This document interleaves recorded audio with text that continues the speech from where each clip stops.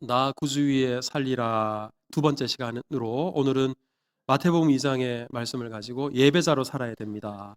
이 말씀을 함께 나누겠습니다. 우리가 주를 위해 살리라 하면 무슨 대단한 일을 해야 주를 위해 사는 것이다 생각들을 합니다. 마치 저처럼 목사가 되거나 선교사가 되거나 평신도라 할지라도 평신도 사역자가 되어야 주를 위해 사는 거다 이렇게 생각들을 한다는 거죠. 하지만 그렇지 않습니다. 주를 위해 살려면 먼저 예배자가 되어야 되고요. 그리고 예배자로 사는 것이 곧 주를 위해 사는 것입니다. 예배가 가장 기본이고 그리고 예배가 가장 중요하다라는 이야기입니다. 저를 비롯한 교육자들이 신앙 가운데 실패하는 것 중에 하나가 예배자로 살지 못한다라는 점입니다. 우리 교육자들은 늘 예배를 계획하고 예배를 준비하고 또 찬양을 인도하거나 기도를 인도하거나 말씀을 전하면서 예배를 인도합니다. 그런데 아이러니하게도 이렇게 늘 예배를 위해서 분주하게 바쁘게 움직이다 보니까 예배가 일이 돼요. 자기도 모르게 예배가 업무가 돼버리는 겁니다. 제가 전임 사역을 처음 시작했던 교회는 예배 시간에 교육자들이 앉는 좌석이 맨 뒷자리에 안내 책상이 있었어요. 거기에 벽에다 등을 기대고 교육자들이 쭉 도열해서 마치 여기는 교육자들 좌석인 것처럼 앉았습니다. 이제 맨 뒷자리에 안내 좌석에 앉아 있다 보면 성도들이 일찍 오거나 늦게 오거나 중간에 왔다 갔다 하거나 다 눈에 들어와요. 또 예배 시간에 벌어지는 모든 일들이 눈에 다 들어옵니다. 그러다 보니까 예배 집중이 안 돼요. 말씀에 집중이 안 돼요. 그런 채로 제가 한 1년 정도 예배를 그런 식으로 드렸더니 제 스스로가 느껴져요. 참 심령이 메마르는구나. 은혜가 사라지는구나. 이런 생각이 들어요. 그러니까 예배 시간에 앉아 있기는 했지만 예배를 드린 것이 아니었다라고 생각이 드는 겁니다.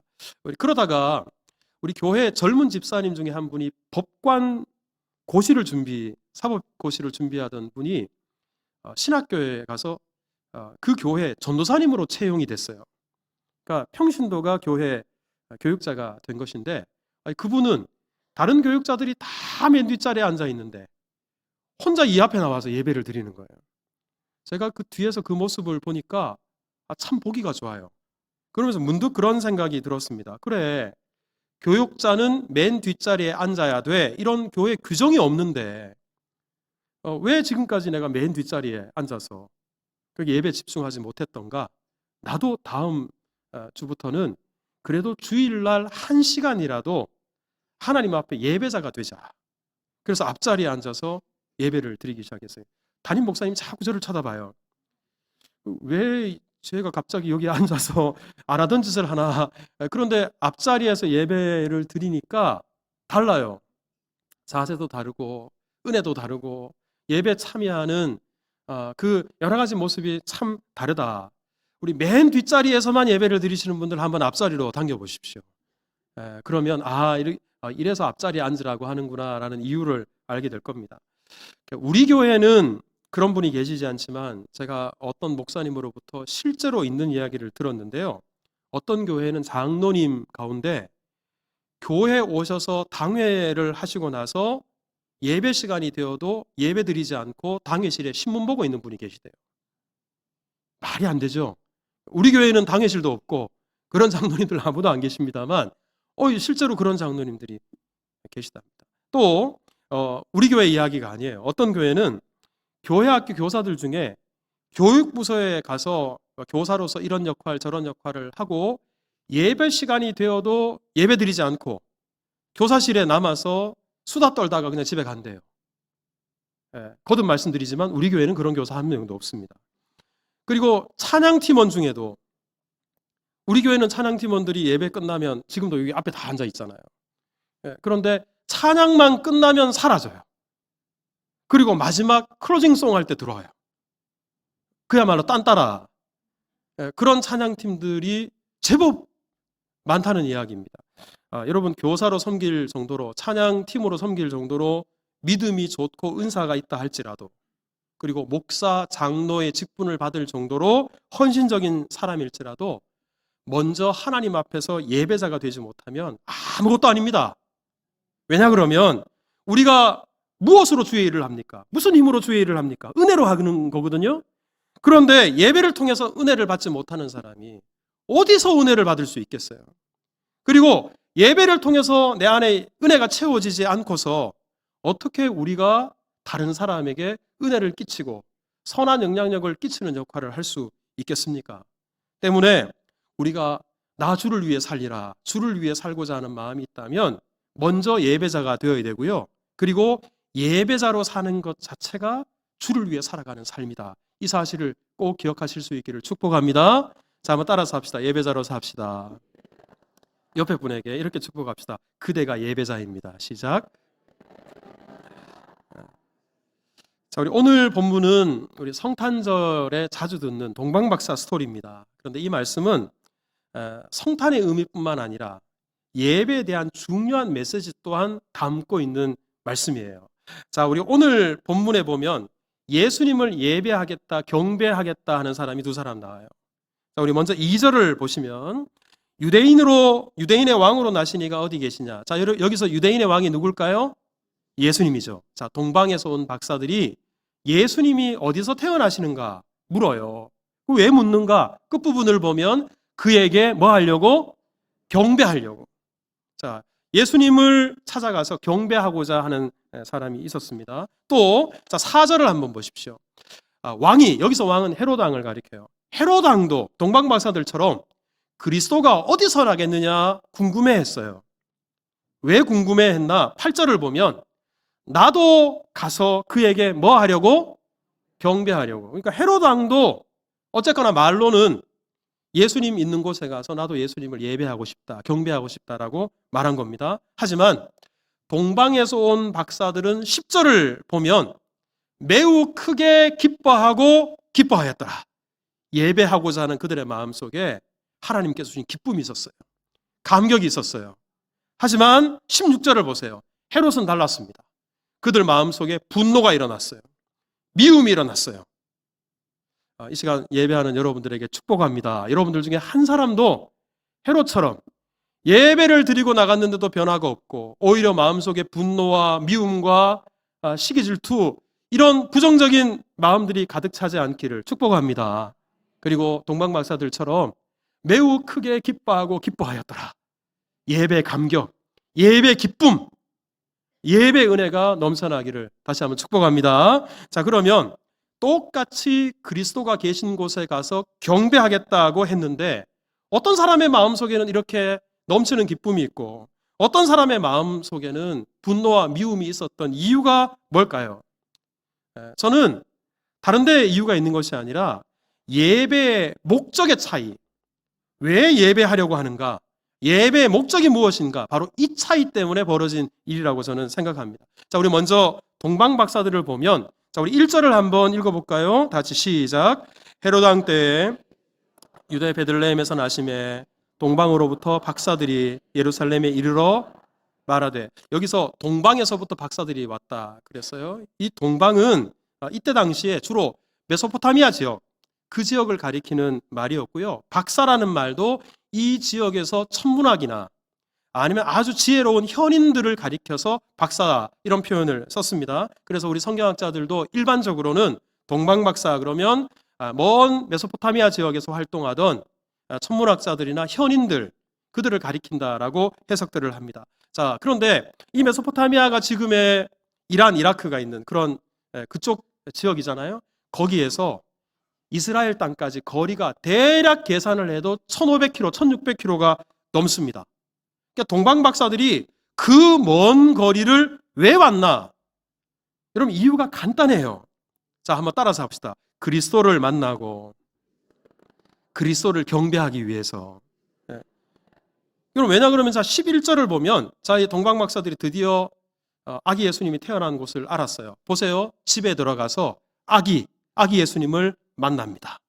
아기 예수님 만나려고 직접 찾아가서 예수님 만나려고 와서 드디어 예수님 만났어요. 그리고 아기 예수님이지만 그 앞에 엎드려서 아기 예수님께 경배를 합니다.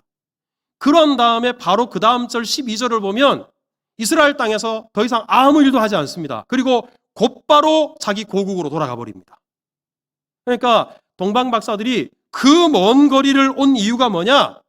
예수님 만나고 그리고 예수님을 경배한 것, 바로 이 목적을 위해서 온 것입니다. 여러분, 예배가 뭐냐? 예배를 대단히 어렵게 생각하시고 예배를 복잡하게 접근하는 분들이 계시는데요.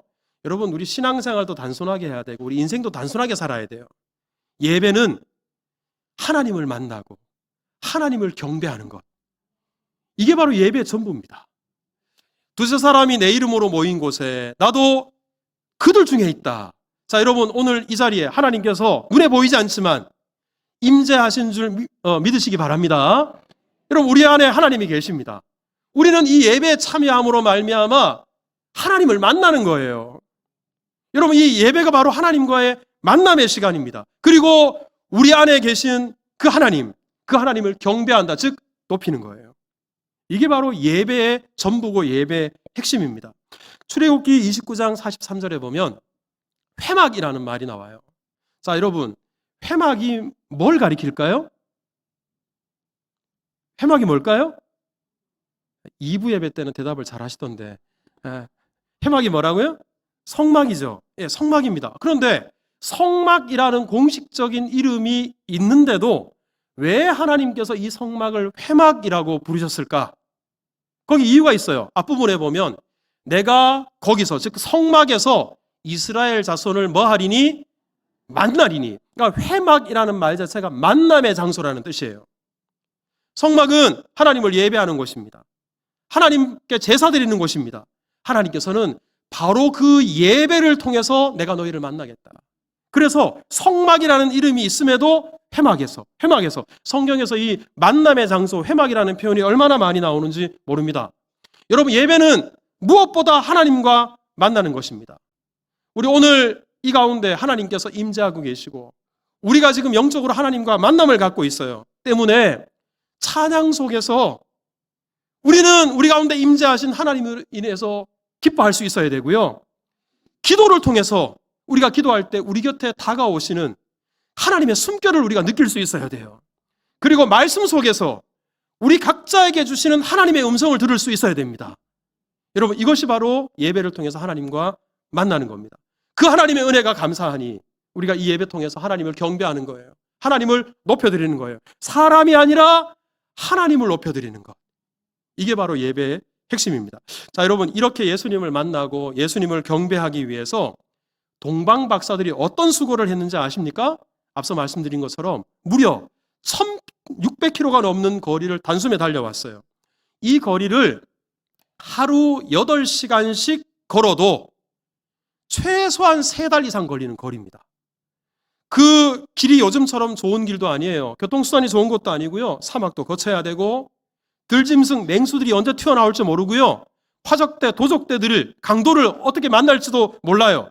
그 위험하고 험하고 먼 거리를 이 사람들이 다른 목적 아니에요. 그리스도를 만나고 그리스도를 경배하기 위해서 이스라엘까지, 미지의 나라에까지 이 사람들이 찾아왔다라는 겁니다.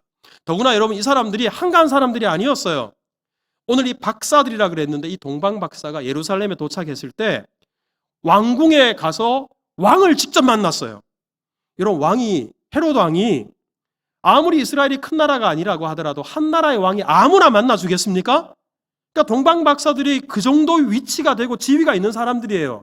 더구나 그 왕 앞에서 뭐라 그랬냐면, 유대인의 왕으로 나신 이가 천문학 별을 연구하다 보니까 유대인의 왕이 태어나셨는데 그 왕이 어디서 태어났습니까? 이걸 물었어요. 아니, 왕이 버젓이 살아있는데, 한 나라의 왕이 둘일 수 없잖아요. 왕이 살아있는데 왕이 태어났다고 하는 그런 말도 안 되는 말을 하면서도 동방 박사는 목숨을 잃지 않았습니다. 그 정도의 위치, 그 정도의 지위가 되는 사람들이었다는 말입니다. 그러니까 이 사람들은 한가한 사람이 아니에요. 할 일 없는 한량들이 아니었어요. 자기들이 해야 될 일이 자기들이 살고 있는 나라에서도 많은데 자기의 위치가 그렇게 중함에도 불구하고 만사를 제쳐두고 이스라엘 땅까지 찾아와서 예수님 만나고 예수님을 경배하고자 했습니다. 왜 그랬을까? 왜 그랬을까? 저는 예수님을 만나고 예수님을 경배하는 일이 그 어떤 것보다 가치 있는 일이라고 이 사람들이 판단했기 때문에 그렇게 했다고 저는 믿습니다. 그러지 않고선 그 먼 거리 그 고생해가면서 오지 않아요. 다른 일들이 자기가 해야 될 일이 훨씬 더 가치 있는 일이라면 왜 그 일을 다 팽개치고 예수님 만나고 예수님 경배하기 위해서 그 먼 이스라엘까지 왔겠습니까? 여러분, 우리가 예배자로 살기 위해서는 예수님 만나는 일, 그 일이 누구를 만나는 것보다 중요하다, 가치 있는 일이라는 것을 아셔야 돼요. 하나님을 높이는 일, 그것이 바로 우리가 존재하는 이유고 우리가 살아가는 이유다. 이 사실을 우리가 알 때 예배를 최우선 순위에 둘 수 있게 되는 겁니다. 여러분, 오늘 우리가 이런 이 본문 속에는 예수님에 대한 호칭이 몇 가지가 나와요. 자, 2절을 보면 예수님을 향해서 유대인의 왕이다, 왕이라고 말씀하고요. 4절에 보면 예수님을 향해서 그리스도가 어디서 나겠느냐, 그리스도라고 하고요. 6절에 보면 한 다스리는 자가 나와서 내 백성 이스라엘의 뭐가 되리라? 목자가 되리라 말씀합니다. 자, 여러분, 예수님은 경배 받으시기에 합당한 왕인 줄 믿습니다. 예수님은 우리를 죄에서 구원하실 유일한 구원자요 그리스도인 것을 믿습니다. 또한 우리 예수님은 선한 목자가 되셔서 양을 위해서 자기의 목숨을 바치는 진정한 목자신 줄 믿으시기 바랍니다. 여러분, 예수님이 어떤 분인 줄 안다면, 예수님께서 우리를 위해서 행하신 일을 안다면, 예수님의 은혜가 얼마나 귀한 은혜인지, 값진 은혜인지 우리가 안다면 예수님 만나는 일보다 더 중요한 일 없어요. 예수님을 경배하고 예수님 높이는 것보다 더 소중한 일은 없습니다. 근데 현대 그리스도인들에게 예전보다 주일 성수도 약해지고 또 예배 우선순위가 예배를 두는 성도들이 많이 없어졌어요. 그래서 예배 자주 빠지는 이유가 뭡니까? 질문을 해봤어요. 여러 가지 답변이 있는데 몇 가지 제가 추려봤어요. 첫째, 거리가 멀어서. 두 번째, 비가 와서 불편해서. 약속이 있어서. 여행 때문에. 그런데 여러분, 한번 진지하게 생각해 보십시오. 저는 물론 대전에 있는 분이 우리 교회에 와서 예배 드려야 된다 이렇게 생각하진 않아요. 1600km 걸려서 수영교회 와서 예배 드려야 된다, 제가 이렇게 주장하는 사람은 아닙니다. 하지만 코로나를 지나고 나서 방문을 열고 교회에 와서 예배하는, 현장 예배 나오는 것조차도 수고롭게 생각해요. 교회와 마음의 거리가 점점점 멀어져요. 혹시 그렇지 않습니까? 여러분들 중에 비가 오면, 눈이 오면, 뭐 이런저런 불편한 일이 있으면 오늘 뭐 온라인 예배 드리지 뭐, 예배를 너무 편하게들 생각해요. 그리고 사람과의 약속이, 사람과의 만남이 하나님과의 만남보다 더 중요해요. 여러분, 우리가 불신자들 친구들과의 모임이 있는데 내가 맨날 교회에 왔으니까 한 번 정도는 그 모임에 주일날이지만 가봐야 되겠다. 그게 도리가 아니냐. 그래서 한두 번 한번 참석해 보십시오. 그 불신자들이 너 지난번에도 왔잖아, 이번에 못 올 이유가 뭐야? 여러분, 한 번씩 그런 모임에 사람 만나면 참여하게 되면요, 예배 빠지고 예배 후순위로 밀리는 것은 이거 아무렇지 않은 일이 되어버립니다. 또 우리 현대 그리스도인들에게 예배 빠지는 이유, 또 이분들이 말하는 것 중에는 교회 가면 아는 사람이 없어요. 교회 가도 반겨주는 사람이 없어요. 교회 가면 재미가 없어요. 이렇게 답변하는 분들이 계십니다. 근데 여러분, 기억하십시오. 예배의 목적이 사람 만나는 데 있는 게 아니에요. 예배의 목적은 누구를 만나요? 예수님 만나고. 누구를 높여요? 예수님을 높이는 거예요. 아는 사람 없을 수 있어요. 나를 반겨주는 사람이 없을 수 있어요. 예전에 우리 선배 목사님들은 제가 목사 될 때 저한테 이렇게 가르쳤어요. 예배 시간에 내가 앉아 있는데 옆자리에 탁 앉았다. 어떻게 해야 됩니까? 그래서 제가 그랬어요. 가볍게 목내 아니면 손을 이렇게 한번 잡아주고 아는 척을 해야죠. 그랬더니 그 선배 목사님들께서 절대로 그렇게 가르치면 안 된다고. 예배 시간에는 오직 하나님만 바라보고 하나님만 집중해야 된다고. 물론 여러분, 요즘 시대에 그래야 된다라고 제가 말씀드리는 건 아니에요. 근데 그 선배 목사님들이 왜 그렇게 가르쳤겠어요? 초창기 우리 목사님들이 성도들에게 예배 시간에 오면 옆에 누가 앉았든지, 예배 드리고 있는데 내 옆에 인기척이 들리더라도 그 사람이 아니라 신경 쓰지 말고 손도 잡아주지 말고 목례도 하지 말라고 했던 이유가 뭐예요? 예배는 오롯이 하나님께 집중하는 것이니까 하나님께만 집중하라는 그런 의도가 담겨 있지 않겠어요? 그러니까 지금 여러분 다음 주부터 그렇게 하지 말라는 뜻 아니에요. 옆에 누가 앉으시면 가볍게 인사하세요. 손도 한번 잡아주세요. 옆구리도 한번 치세요. 예. 하지만 그럼에도 불구하고 우리의 마음은 이 예배를 받으실 분, 우리 모든 성도들의 마음이 집중돼야 될 것, 오직 하나님 것을 놓치지 않을 수 있기를 주님의 이름으로 축복합니다. 여러분 동방박사 한번 생각해 보세요. 이스라엘에 아는 사람 있어요? 누가 반겨주는 사람 있어요? 메소포타미아 지역에는 흥미로운 일, 재미있는 일이 널려 있어요. 이스라엘 땅에는 재미가 없어요. 여러분 동방박사들은 그런 것 따지지 않고 그리스도를 만나고 그리스도를 높이는 것, 그것 자체가 귀한 거예요. 그것 자체가 가치 있는 거예요. 그러니까 만사제 쳐두고 예배 자리에 나와서 주님을 경배하고자 했던 것입니다. 우리 성령께서 우리 모두에게 그리스도를 만나고 그리스도를 높이는 일, 그것이 얼마나 가치 있는 일인지 깨닫게 하셔서 항상 어떤 일보다도 예배를 최우선 순위에 두는 예배자로 살게 하시기를 주님의 이름으로 축복합니다. 우리 그러면 헤롯은 어땠을까? 자, 우리 헤롯도 자기가 말로는 그리스도가 어디서 태어나느냐, 내가 그리스도를 만나서 찾아가서 경배하겠다, 겉으로는 그렇게 말을 했습니다. 하지만 정말 헤롯이 예수님 만나고 예수님을 높이는 데 관심이 있었나? 그렇지 않습니다. 헤롯의 마음은 딴 데 있어요. 여러분 헤롯의 본심이 뭐냐면 동방박사가 찾아와서 자기가 엄연히 살아있는데, 자기가 엄연히 유대의 왕인데 유대인의 왕이 태어났다는 이야기를 듣고, 한 나라의 왕이 둘이면 안 되잖아요. 자기가 지금 누리고 있는 것, 이거 놓쳐버리고 싶지 않아요. 잃어버리고 싶지 않아요. 자기가 누리고 있는 것을 더 풍성하게 누리려고 해요. 자기가 누리고 있는 것을 더 길게 누리려고 해요. 그러니까 말로는 경배하겠다고 하지만 그리스도에게 초점이 맞춰져 있는 게 아니라 바로 누구에게 초점이 맞춰져 있는 거예요? 나에게 초점이 맞춰져 있어요. 우리 현대 그리스도인들 중에서도 교회를 선택할 때도, 교회를 갈 때도 살아도 주를 위하여 죽어도 주를 위하여 내가 주를 위해서 무엇을 할까? 내가 교회를 위해서 무엇을 할까? 방향이 교회와 주님에게 향해 있는 게 아니라 이 교회가 나에게 무엇을 줄 수 있을까? 주님은 나에게 어떤 유익을 끼칠까? 하나님에게서 내가 받아낼 복이 무엇인가? 방향이 늘 자기중심적이에요. 여러분 혹시 어떠십니까? 우리 그런 분들이 예배를 드릴 때도 어떤 설교에만 관심을 기울이냐 그러면 복 받는다, 잘 된다, 성공한다, 이런 말씀에만 귀를 기울여요. 교회 다니는 목적이 하나님은 내 인생의 조력자예요. 내가 주인공이고 하나님은 그저 나를 도와주는, 우리가 주를 위해 사는 게 아니라 주님이 나를 위해서 존재한다.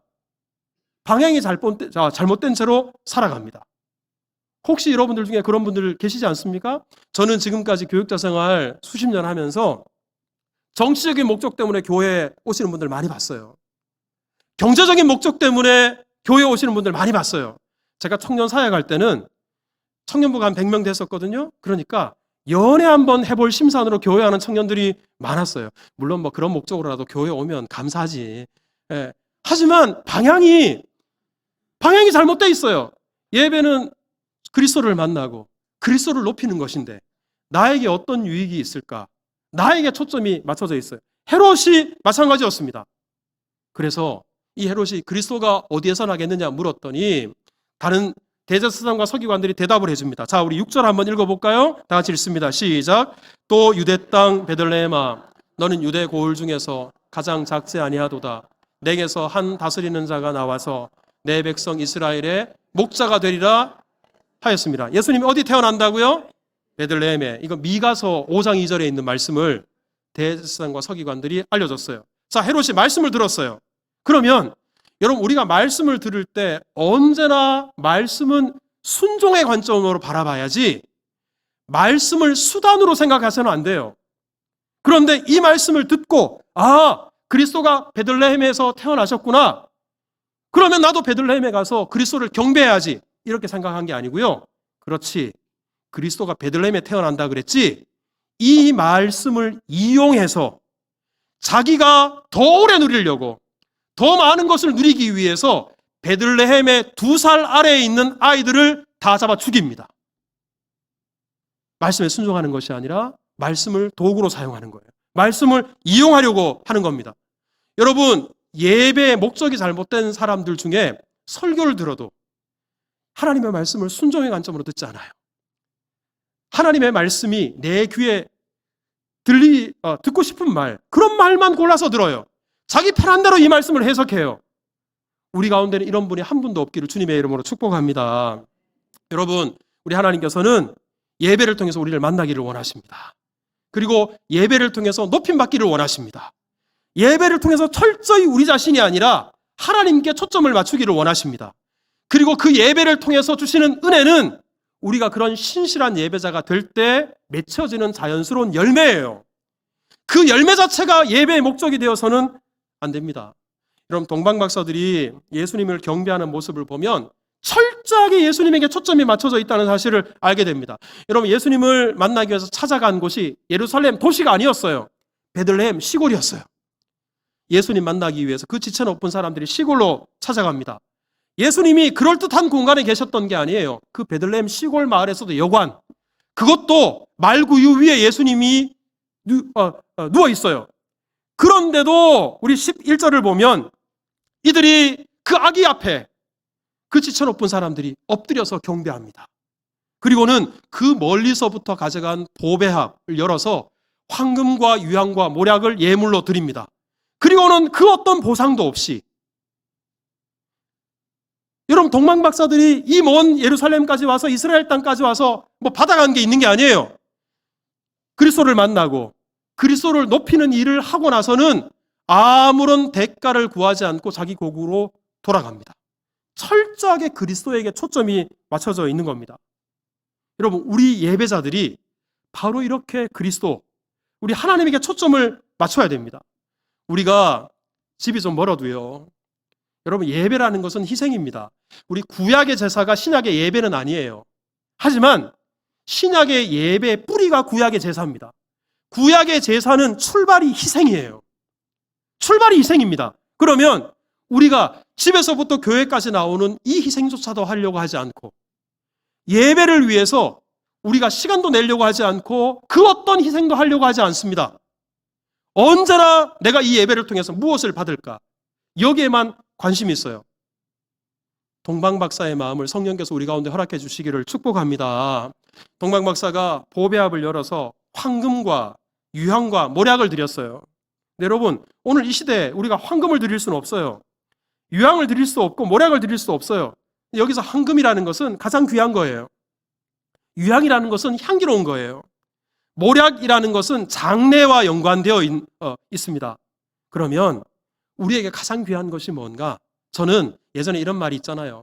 황금과 소금이 있는데 이것보다 더 귀한 금은 뭐라고요? 지금이라고. 여러분, 지금 있는 모습 그대로 여러분들을 하나님 앞에 드리십시오.